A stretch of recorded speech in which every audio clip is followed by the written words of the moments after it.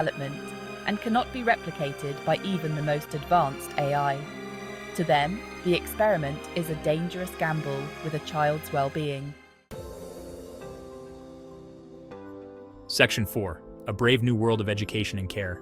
Proponents of the experiment counter that AI could usher in a new era of child rearing, one free from the limitations and inconsistencies of human parents. They argue that AI can provide a level of personalized care and education that would be impossible for even the most dedicated human to achieve. Imagine a world where every child has access to the best teachers and caregivers, regardless of their parents' income or background.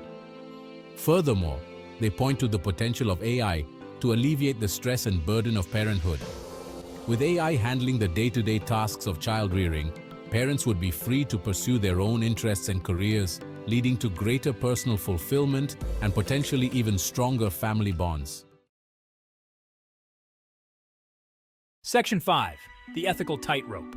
Balancing Innovation and Responsibility. The AI parenting experiment forces us to confront uncomfortable questions about the very nature of humanity.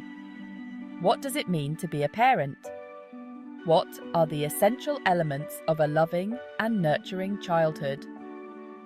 As technology continues to blur the lines between human and machine, we must tread carefully, ensuring that innovation doesn't come at the cost of our values. The potential benefits of AI in child rearing are undeniable. However, we must proceed with caution, prioritizing the child's emotional well-being above all else.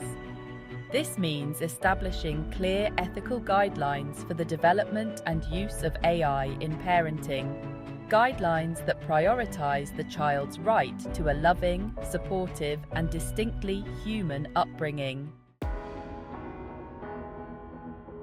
Section 6. Children First. Navigating the Uncharted Waters of AI Parenting.